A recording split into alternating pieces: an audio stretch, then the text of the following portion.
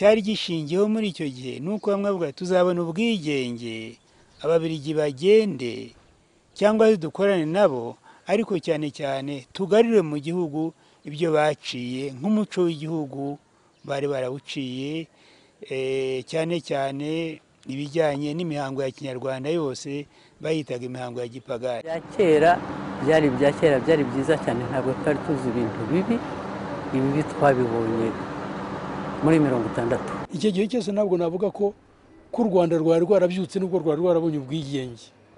Rwari rwarabonye ubwigenge ariko rubona ruri mu kirago ruryamye rwiyoroshe. Urwego rwo kurera abanyarwanda b'igitsina gabo, ariko ku banyarwandakazi nta kintu na busa cyari kiriho. C'était les leaders du parti Parmehutu et de rapprochement qui savaient réellement l'enjeu, qu'est-ce qui se passait et qu'est-ce que l'indépendance signifiait pour eux une fois qu'ils avaient obtenu en se battant contre des compatriotes. Ubwo bwigenge rero nge mufata nk'igikorwa abari barakolonije u Rwanda bakoze kugira ngo bikize, ariko mu by'ukuri ni ubwigenge baraze u Rwanda ibibazo byinshi, baraze u Rwanda ibibazo by'urusobe. Nibaza ko n'ubwigenge ubwabwo ntacyo bwamariye abanyarwanda. Ubwigenge se ubwo ngubu bwo kugira ngo umuntu yigenge, umugore yigenge n'umugabo yigenge, bega baringanire.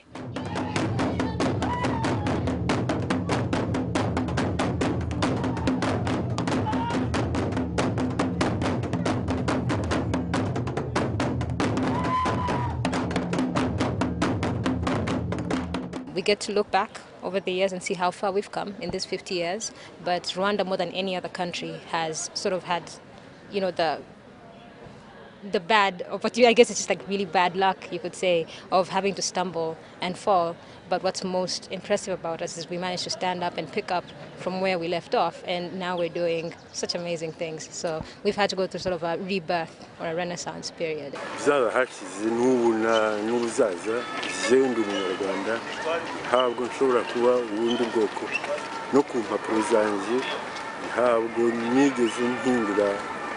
ubwoko bwanjye ndi umunyarwanda, ndi umunyarwanda, nta nubwo nigeze nshaka na rimwe guhindura ubwoko. Nkeka ko ubu ngubu iyo urebye nibwo ko u Rwanda rutangiye akantu k'ubwigenge, nibwo ko u Rwanda rutangiye kuvuga u Rwanda ni twebwe igihugu cyacu mwebwe, kubasha kubwira umuntu ngo buretse kumbwira, kubasha kubwira umuzungu ngo bawigiyeyo, kubasha kubwira umufaransa ngo niba udashaka natwe ntidushaka.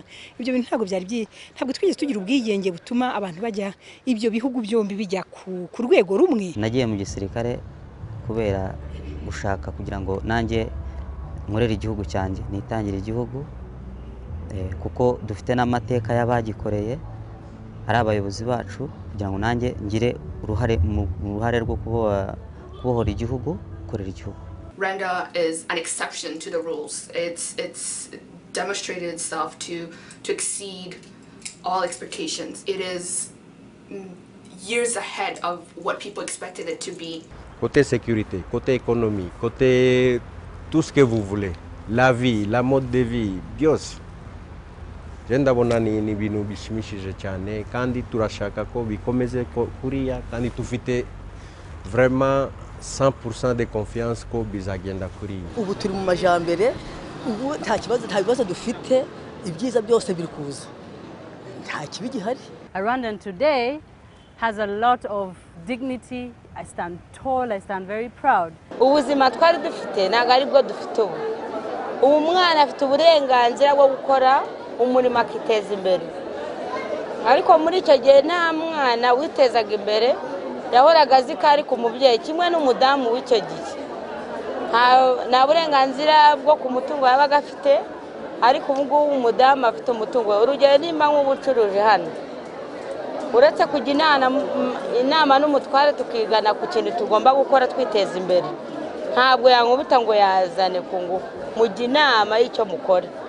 Rero urumva ko bitandukanye. Ngomba guharanira ikintu cyatuma batekana batuje aho bari, ibikorwa byabo by'iterambere, ibikorwa byaba ubucuruzi, byaba amashuri, byaba icyo ari cyo cyose njye nkaba mbishinzwe kubirinda nabo nkabarinda bagatekana muri rusange. Igihe cyashize ntabwo umuntu yabashaga kwihangira umurimo ngo abashe kuba yakwicururiza abone ukuntu yabaho, ariko ubu ngubu umuntu agira gutya akiyambaza n'amabanki bakamuguriza amafaranga ku buryo ashobora gushinga ubugusho, guhanga umushinga agacuruza akabasha kuba nta kibazo.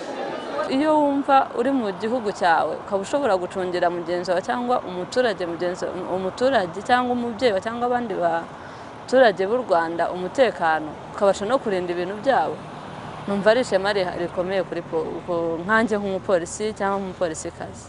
Ndacyariho ndahumeka, naherwe kuva kera ariko nakomeje imfuruka, bo banteye agahinda wari uzi ko n'abakizigenza muri muzika. Mu buzima busanzwe yaba mu miryango yaba mbese mu Rwanda bwose ubuzima bwashize ntabwo hari heza, ariko kuri ubu ngubu tumeze neza, nkanjye mbeshejweho na music yanjye kuri ubu n'impano zanjye ebyiri mu gushushanya, ndashushanya tableau zanjye bakazigura, nkabaho ndaririmba, amarubumu yanjye akagurwa, concert zigakorwa, ntunzwe na music yanjye n'impano zanjye, so ndabona imbere ari heza kubera icyo ngicyo tu.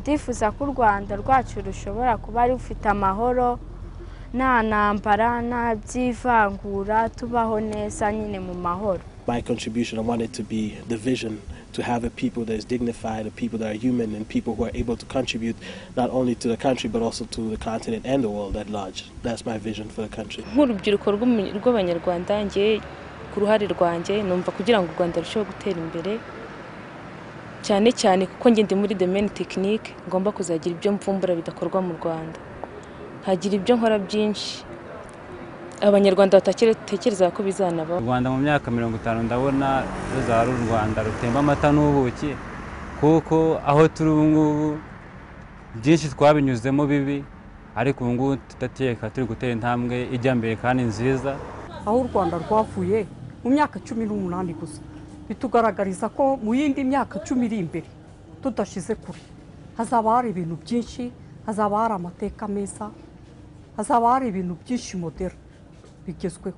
Genda ko mbibona ubujiji azaba ari bukeya, kandi abantu hari aho gutekereza ibitekerezo bibi bazaza batekereza gukora umwe arebera kugira ngo atere imbere.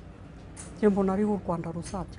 Indoto nifuza ko yazaba impamo nuko u Rwanda rugira ubwigenge bw'imari n'umutungo, financial and budget independence.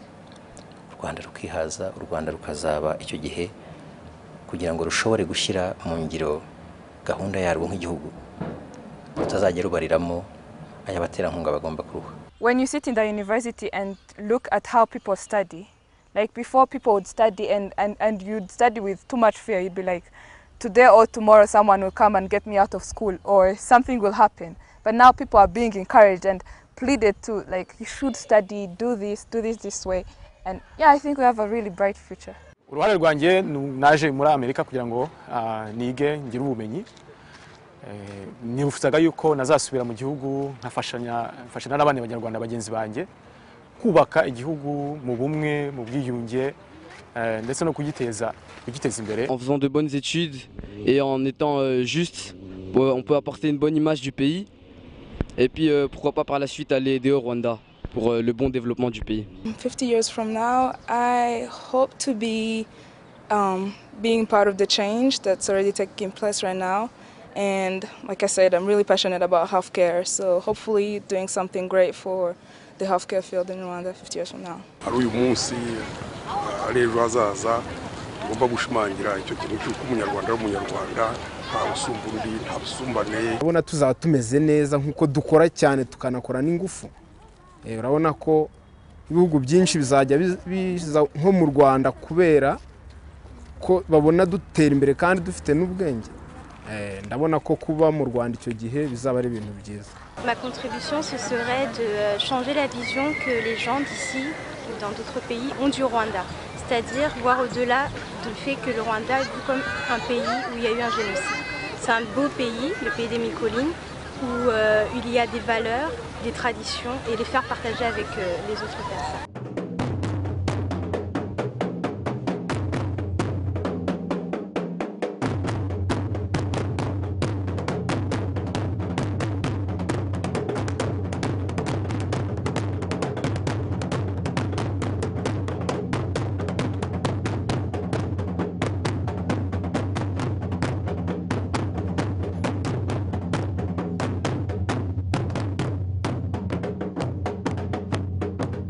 bege ariko agerageza no kwihangira imirimo nabona akazi azagakore ariko natakabona nawe akoresha amaboko ye nk'ubu urabona ndurira ngira gute ibintu byose ndabyimanikira urumva rero ku rubyiruko Rwanda rw'ejo babikunze bakabikora nabo bazagira imibereho myiza. First of all, bettering ourselves, getting ourselves to a certain level whereby we have something to offer the country, because we have a diversity of knowledge, a diversity of experience that we can be able to contribute to Rwanda. Iyo utekereje ubutwari, ubwitange abakurambere bacu bagiye bagaragaza, bamwe bakanahasiga n'ubuzima, usanga ko mu myaka 50 ari isomo rikomeye. Il faudrait que nous, la jeunesse, on s'active, qu'on sache que c'est nous qui devons travailler, on ne doit pas chercher ailleurs. La richesse c'est ici, c'est nous, c'est maintenant.